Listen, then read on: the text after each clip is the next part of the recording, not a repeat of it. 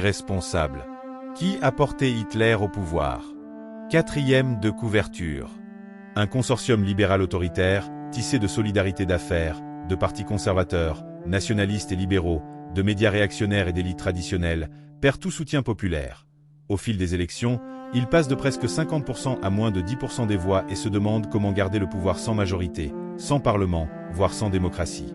Cet extrême centre se pense destiné à gouverner par nature. Sa politique est la meilleure et portera bientôt ses fruits.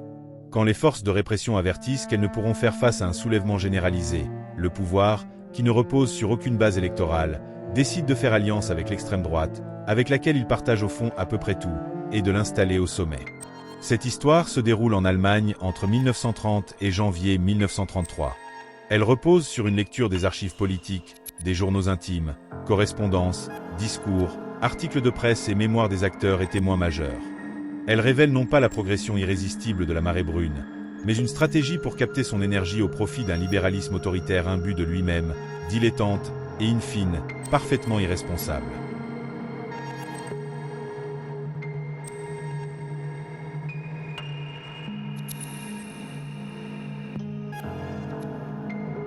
Weimar est une histoire si vivante qu'elle ressuscite les morts et qu'elle n'en finit plus d'interroger l'Allemagne, et au-delà, toutes les démocraties qui, avec la séquence 1932 à 1933, avec von Papen et Hitler mais aussi avec Schleicher-Hindenburg, Hugenberg et Tisson, sont confrontées à leur finitude. Si la Grande Guerre a enseigné aux civilisations qu'elles sont mortelles, la fin de la République de Weimar a montré que la démocratie est périssable. Weimar est un signifiant inépuisable. C'est d'abord la ville des poètes et des penseurs, des mécènes et des musiciens, où ont résidé Luther, Bach, Wieland, Goethe, Schiller, Liszt, Wagner, Nietzsche et on en oublie.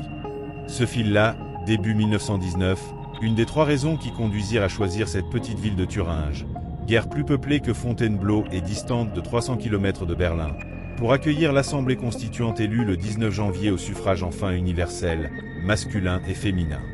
Les députés logeaient dans les hôtels dans les auberges chez l'habitant, tandis que le gouvernement provisoire siégeait au château à 2 pas de la bibliothèque Anna Amalia, splendeur rococo désormais classée au patrimoine mondial par l'UNESCO, et du parc où Goethe herborisait dans son parco, résidence secondaire située à un petit kilomètre de sa demeure de ville, sur le front en plan. L'Allemagne montrait ainsi au monde son autre visage, celui de la Weltliteratur, des arts et de la philosophie, loin de Berlin et de Potsdam, des casques à pointe et des casernes, l'Allemagne de Hellhofklarin et de la Weimarée classique, non celle du militarisme, des défilés au son du fifre et des canons. Loin, enfin, des usines et des ouvriers. Berlin, ville de gauche, était trop remuante, comme en témoigne la « semaine sanglante » des 6-13 janvier 1919, où plusieurs milliers d'insurgés perdirent la vie, dont Karl Liebknecht et Rosa Luxembourg, assassinés avec une sauvagerie et une lâcheté consommée par les reîtres des corps francs, ceux du général Gronet et du ministre Noske, le « chien sanglant », comme il aimait à se surnommer. C'est un livre entier que l'on pourrait consacrer ici à ce que Weimar veut dire. Le meilleur de l'Allemagne, avec l'intelligence des lettres et des arts, avec cette constitution, votée le 31 juillet, et cette république, née le 11 août 1919, qui ne se sépareront jamais de ce toponyme. Honnie par l'extrême droite qui assimilait Weimar au système qui vitupérait la système république des sociaux-démocrates et des bolchevismes culturels, la panique morale de l'époque, Weimar était aussi une ville bourgeoise et conservatrice qui, dès les années 1920, donna des majorités aux nazis. Comme pour laver la macule démocratique et exorciser cette constitution maudite Hitler, qui aimait la ville, y organisa les premiers congrès du parti avant d'opter pour Nuremberg. Il y résidait souvent à l'hôtel Éléphant, qui fut refait à son goût en 1938, et qui arbore encore le Führerbalkon de la nouvelle façade, néo-dorique. La même année, la SS inaugurait sur le Ettersberg, prisé par Goethe qui avait son chêne, le camp de concentration du Buchenwald, 6 à quelques encablures des librairies, des musées et des cafés.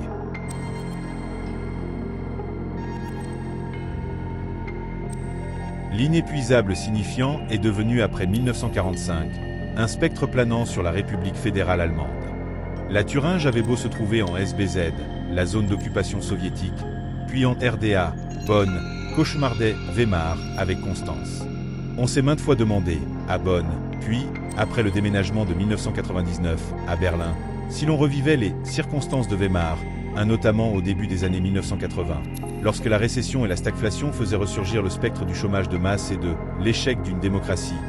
puis au début des années 2000, lorsque l'Allemagne se voyait en homme malade de l'Europe et enfin plus récemment, depuis que, en 2014 le mouvement Pegida, s'est patriote contre l'islamisation de l'Occident, a pris la rue, puis l'AfD, l'alternative pour l'Allemagne, les urnes.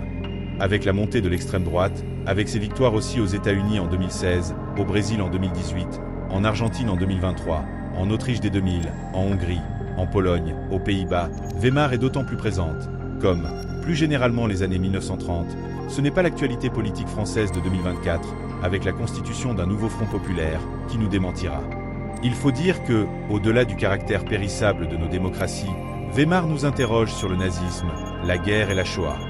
Vu la fin de l'histoire, la République de Weimar est devenue comme la métonymie de l'entre-deux-guerres et de ses traumatismes.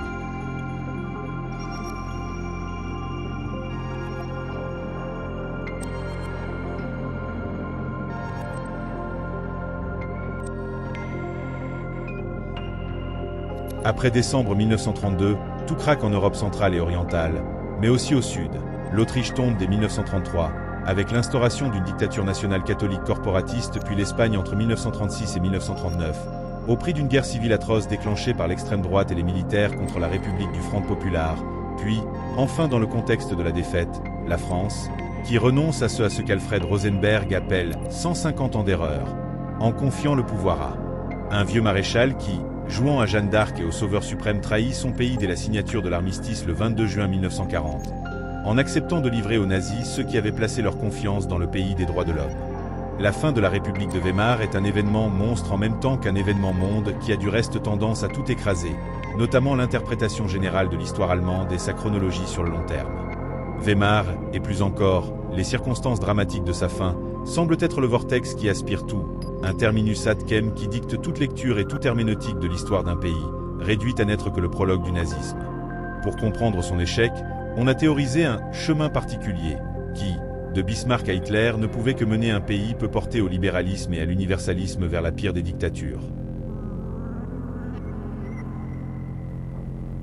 On a donc ici quelques scrupules à revenir sur la fin de la République de Weimar.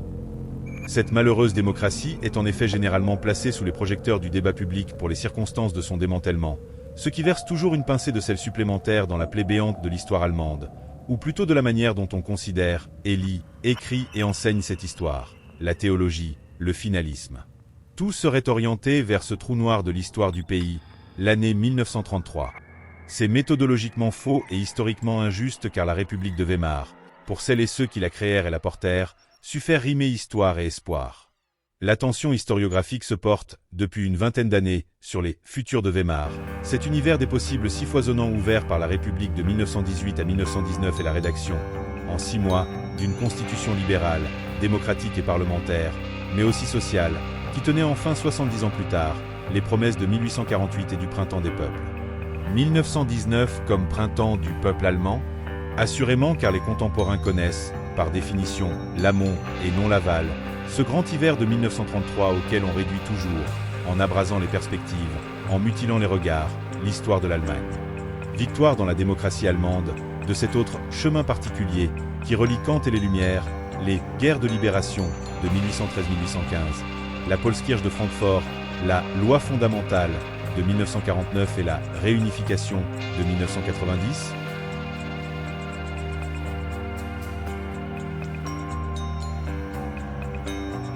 La cause est plaidable et a suscité relecture et réinterprétation d'un long XXe siècle allemand, 1848-1990, que l'on a, mutation des sensibilités historiographiques obligeant, considéré du point de vue des acteurs. La fin de la Grande Guerre est ainsi ce temps des comètes, qui a permis dans des conditions pourtant unanimement défavorables, guerre civile, guerre à l'Est, conférence de la paix carthaginoise de Versailles, traité de paix léonin, l'édification d'une démocratie sociale inédite.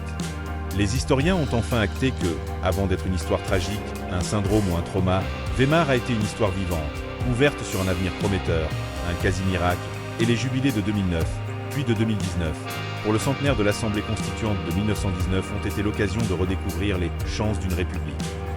À l'université d'Inéa, voisine de la ville de Weimar, on s'est interrogé, dans un centre de recherche ad hoc, sur le modèle démocratique weimrien, fait d'alliances démocratiques et progressistes, 1919 à 1920, d'alternance droite-gauche réussie, de grandes coalitions, 1928 à 1930, bref sur le quotidien d'une république et une normalité politique étonnante dans un pays qui faisait en temps réel l'apprentissage du suffrage vraiment universel, de la liberté et de la démocratie sociale. Contre le portrait au noir d'un édifice brinque-ballant, quasi morné et promis au précipice, on dispose de travaux qui montrent la dialectique subtile. Par gros temps, on n'insistera jamais assez sur l'impressionnante succession de chocs exogènes qui, de Versailles en Grande Dépression, en passant par l'occupation de la Ruhr, conspirent à la destruction de l'expérience weimarienne, entre consensus et conflit, dans un contexte où la violence de l'extrême droite s'exprimant crûment tandis que les communistes, inspirés par l'expérience proche de la révolution bolchevique, rêvent à voix haute d'une Allemagne soviétique. La jeune République parvient tout de même à créer un espace démocratique pacifique en imposant son monopole de la violence légitime. Pour peu que l'on se prémunisse de l'effet déprimant de la téléologie, ce tue l'amour de la réflexion historique qui conduit à traduire l'anodin Weimar Culture de Peter Gay, 1968. Sous le titre « Le suicide d'une République », il est possible et recommandé de repenser la République de Weimar, pour en saisir l'ouverture, la liberté et l'espoir et mieux comprendre que Weimar était moins grosse du monstre nazi qu'elle ne fut aussi cette République des marginaux, ces outsiders.